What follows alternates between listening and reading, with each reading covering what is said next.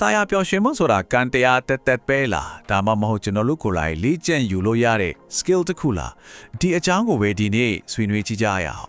်အများစုကတော့လေပျော်ရွှင်တဲ့ဆိုတာမွေးရပါကံကောင်းခြင်းတစ်မျိုးလို့ထင်ကြကြတယ်ဒါပေမဲ့ခဏလေးဒီယူအစားကိုကျွန်တော်တို့ပြန်ပြီးမေးခွန်းထုတ်ကြည့်အောင်တကယ်ပဲကျွန်တော်ရဲ့ပျော်ရွှင်မှုကမျိုးရိုးဗီဇနဲ့ပဲဆိုင်နေတာလား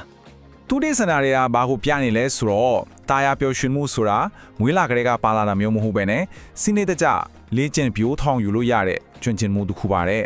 ဒီအယူအဆကိုတက်တည်ပြခဲ့တဲ့လေးလာမှုတွေထဲမှာ40လေးလာမှုကတော်တော်လေးထင်ရှားပါတယ်သူတို့ကဘာလုပ်ခဲ့လဲဆိုတော့တက္ကသိုလ်ကျောင်းသားတွေကိုပျော်ရွှင်မှုတိုးတက်လာအောင်နီလန်း14မျိုးပါတဲ့ program တစ်ခုကိုစနစ်တကျသင်ပေးခဲ့တာပါတကယ်ကိုအံ့ဩဖို့ကောင်းတာဗျပါဝင်ခဲ့တဲ့သူတွေထဲက63%ကဒီနီလန်းတွေကိုအတဲအကျက်ခိုင်းလို့မဟုတ်ပဲကိုယ့်တဘောနဲ့ကိုလက်တွေ့ကျင့်သုံးခဲ့ကြတာဗျဒါကဘာကိုပြနေလဲဆိုတော့ဒီနီလန်းတွေကတကယ်ကိုလက်တွေ့ကြတယ်လူတွေကိုဆွဲဆောင်နိုင်တယ်ဆိုတာပါပဲဒီဆရာကိုချိလိုက်တာနဲ့လိလာမှုရဲ့ရလကိုရှင်းရှင်းလင်းလင်းမြင်နိုင်မှာပါဟောဒီမှာကြည့်လေ့ကျင့်သင်ကြားမှုရောက်ထားတဲ့စံတက်ခံအုပ်စုကထွင်းချုပ်အုပ်စုထက်တာယာပြောရွှင်မှုရောက်မှဒီမှာတိတိတတ်တာကိုမြင့်တက်နေရတွေ့ရမှာပါဒီလေးလာမှုကနေရတဲ့နောက်ထပ်အရေးကြီးအချက်တစ်ခုကပါတယ်ဆိုတော့လူတိုင်းရဲ့အတွက်တပုံစံဒီနီလန်းကအလုံးမဖက်ဘူးဆိုတာပါပဲ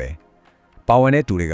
သူတို့နဲ့အကိုင်းကြီးဆုံးအစင်ကြေဆုံးနီလန်းတွေကိုကိုယ်တိုင်ပဲရွေးချယ်ခဲ့ကြတယ်အဲ့ဒီလိုကိုယ်ပိုင်ချင်းကပ်မှုကကိုယ်ပေတော့ထိရောက်တယ်ဆိုတာကိုတွေ့ခဲ့ရတာပါတာယာပျော်ရွှင်မှုကိုလေ့ကျင့်လို့ရတယ်ဆိုတာကိုထပ်ပြီးအတည်ပြုပေးတဲ့နောက်ထပ်သုတေသနတစ်ခုကတော့ PAN Resilience Program ပါပဲဒီ program ကဆိုရင်ကျောင်းနေရွယ်ကလေးတွေမှာစိတ်ကြယောဂဖြစ်နိုင်ခြေကိုတိတာရှော့ချပေးနိုင်ခဲ့တဲ့ပြီးတော့ရေရှည်မှာလည်းအကျိုးကျေးဇူးတွေအများကြီးရှိတယ်ဆိုတာကိုတက်တည်ပြခဲ့ပါတယ်ဟုတ်ပြီအဲ့ဒီတော့တာယာပျော်ရွှင်မှုကိုဘယ်လိုလေ့ကျင့်မလဲအခုကျွန်တော်တို့လွန်အားနဲ့ short တို့ရဲ့သုတေသနကိုအခြေခံထားတဲ့စွမ်းရည်ရင်းမြစ်၄မျိုးအကြောင်းကိုဆက်ကြည့်ကြအောင်စွမ်းရည်စီမံခန့်ခွဲမှုဆိုတာကလေကျွန်တော်တို့အမြဲပြောနေကြအချိန်စီမံခန့်ခွဲမှုနဲ့နည်းနည်းတော့ကွာတယ်အဓိကအချိန်ကိုဘယ်လိုခွဲသုံးမလဲဆိုတာထက်အဲ့ဒီအချိန်အတွင်းမှာသုံးမဲ့ကိုယ့်ရဲ့စွမ်းရည်အရေးတွေးကိုဘယ်လိုမြင့်တင်မလဲဆိုတာကိုအဓိကထားတာပါပြောရရင်အလုပ်တွေအများကြီးပြီးဖို့ထက်လုပ်တဲ့အလုပ်တိုင်းကိုအရေးတွေးကောင်းတဲ့အပြီးမြောက်အောင်လုပ်ဖို့ကိုအာရုံစိုက်တာမျိုးပေါ့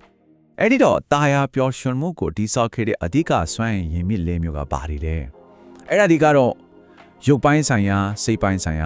ာဉာဏ်ပိုင်းဆိုင်ရာပြီးတော့ဝိညာဉ်ပိုင်းဆိုင်ရာစွမ်းရည်တွေပဲဖြစ်ပါတယ်။ခဲဟုတ်ပြီဒီစွမ်းရည်မြစ်၄မျိုးကိုတီးပြီးဆိုတော့ဒါတွေကိုလက်တွေ့ဘဝမှာဘယ်လိုအသုံးချမလဲ။အခုကျွန်တော်တို့အသုံးချလို့ရမယ့်နီလန်ကောင်းတစ်ခုကိုကြည့်လိုက်ကြရအောင်။ဒီနီလန်ကတကယ်တော့ရိုးရှင်းပါတယ်။ကိုယ့်အတွက်အကျိုးရှိပြီးသားအရင်ကတည်းကအလုပ်ဖြစ်နေတဲ့လှုပ်ဆောင်ချက်တွေကိုပြန်ရှာမယ်။ပြီးရင်အဲ့ဒါတွေကိုနေ့စဉ်ဘဝမှာတမင်တကာကိုပို့ပြီးလုပ်သွားဖို့ပါပဲ။ဒါကိုပိုင်စွမ်းရင်မီနူလို့တင်စားခေါ်ကြတယ်။ရိုးရှင်းပေမဲ့အရန်ကိုထီရောက်တဲ့နီလန်တစ်ခုပါ။ကဲကိုပိုင်မီနူစာပေဒီစောက်ကြည့်ကြရအောင်။ပထမဆုံးအနေနဲ့ရုပ်ပိုင်းဆိုင်ရာစွမ်းအင်ကတကနဲ့စလိုက်ကြစို့။ဒီမေခွန်းလေးကိုကိုပြန်မေးကြည့်ပါ။ဥပမာအနေနဲ့ပြောရရင်မနက်ခင်းမှာချွေးထွက်အောင်လေ့ကျင့်ခန်းလုပ်လိုက်တာမျိုး။ညဘက်မှာအနာရကင်းနဲ့အေးပါအေးလိုက်တာမျိုး။ဒါမှမဟုတ်အလုပ်လုပ်နေရင်ခဏထားပြီးလမ်းလျှောက်တာကိုလက်ဆန်တာမျိုးတွေပေါ့ဒီလိုရိုးရိုးရှင်းရှင်းလေးတွေကပဲတနေ့တာလုံးအတွက်လိုအပ်တဲ့စွမ်းရည်တွေကိုအများကြီးမြင့်တင်ပေးနိုင်ပါတယ်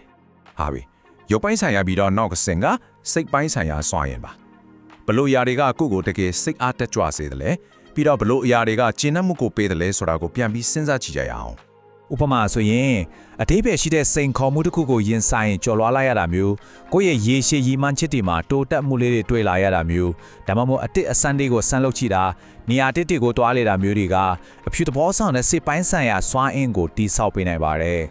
်ကဲဆက်ပြီးတော့ဉာဏ်ပိုင်းဆိုင်ရာစွမ်းရည်ကြောက်ကိုကြည့်ကြရအောင်ဒါကတော့အာယုံစူးစိုက်မှုအကောင်းမြင်စိတ်နဲ့တီးချင်းစိတ်စူးစမ်းခြင်းစိတ်တွေကိုမြင့်တင်ပြီးတဲ့လှုပ်ဆောင်ချက်တွေနဲ့ပတ်သက်နေပါတယ်ဉာဏ်ပိုင်းဆိုင်ရာစွမ်းအင်ကိုဘယ်လိုမြင့်တင်နိုင်မလဲဥပမာအနောက်ရနေတဲ့ပတ်ဝန်းကျင်မှာအလုပ်လုပ်တာမျိုးဒါမှမဟုတ်အလုပ်တစ်ခုတည်းကိုပဲနက်နက်ရှန်ရှန်အာယုံဆိုင်လုပ်ဖို့အချိန်တီးထန့်ဖတ်ထားတာမျိုးပြီးတော့ကိုယ်စိတ်ဝင်စားတဲ့အကြောင်းအရာတစ်တွေအတွေးခေါ်တစ်တွေကိုလေ့လာလိုက်စားတာမျိုးတွေလှုပ်ဆောင်နိုင်ပါတယ်နောက်ဆုံးတစ်ခုကတော့တကယ်ကိုအရေးကြီးတဲ့ဝန်ရံဆိုင်ရာစွမ်းရည်ပါဒါကတော့ကိုယ့်ဘဝကိုအဓိပ္ပာယ်ရှိစေတဲ့အရာတွေပါဥပမာလူတွေနဲ့ဆက်ဆံရေးကိုယ့်ရဲ့ဘဝရွေချက်ပြီးတော့ကိုယ်တန်ဖိုးထားတဲ့အရာတွေနဲ့ဆက်ဆက်နေပါတယ်မိသားစုတွေချေရတဲ့သူတွေနဲ့အတူတူအချိန်ဖြုံးတာကိုယ့်ရဲ့အိမ်မွေးတီးရဲ့ဆန်လေးတွေနဲ့ဆော့ကစားတာဒါမှမဟုတ်ကိုတန်ဖိုးထားတဲ့ယုံကြည်တဲ့အများကျိုးအတွက်တစ်ခုခုလွတ်ပေးလိုက်ရတာမျိုးတွေကလေကျွန်တော်တို့ရဲ့ဝိညာဉ်ပိုင်းဆိုင်ရာစွမ်းအင်ကိုအားအပြည့်ပြန်ဖြည့်တင်ပေးပါတယ်ပြီးတော့ဘ ဘဝရဲ့တကယ်အနှစ်သာရကိုခံစားမိစေတာပေါ့ ကဲဒီလိုကိုကိုစွမ်းရင်ဖဲတဲ့လှုပ်ဆောင်ချက်တွေကိုတီးပြီဒါတွေကိုရေရှည်တည်တန်းတဲ့တာယာပျော်ရွှင်မှုဖြစ်ဘလို့ပြောင်းလဲမလဲနီးကုန်းချုပ်အနေနဲ့အဲ့ဒီကြောင်ကိုပြောကြအောင်အဓိကတော့ချက်ကတော့တစ်ခုတည်းပါပဲအဲ့ဒါကတော့တသမတ်ဒီပုံမှန်လှုပ်ဆောင်သွားဖို့ပါ တခါလေလှုပ်ယုံတဲ့တော့မလုံလောက်ပါဘူးအရေးကြီးဆုံးကဒီစွမ်းရည်တိုးစေတဲ့လှုပ်ဆောင်ချက်တီကိုနေ့စဉ်လှုပ်ရိုးလှုပ်ရှင်နေအလေးကျင့်ဒီဖြစ်တီဆောက်ဖို့ပါပဲအဲ့လိုအလေးကျင့်ဖြစ်သွားပြီဆိုရင်စိတ်သက်ခွန်အားကိုအတင်းညစ်ထုတ်သုံးနေစရာမလိုတော့ပဲတာယာဖျော်ရွှင်မှုဆိုတာကအလုံလျောက်ဖြစ်တည်လာမှာပါ ဒါကြောင့်အထက်ကမှတ်ထားရမှာကပျော်ရွှင်မှုဆိုတာဂျပန်ဖြစ်လာတဲ့စိတ်ခံစားမှုတစ်ခုမဟုတ်ပါဘူး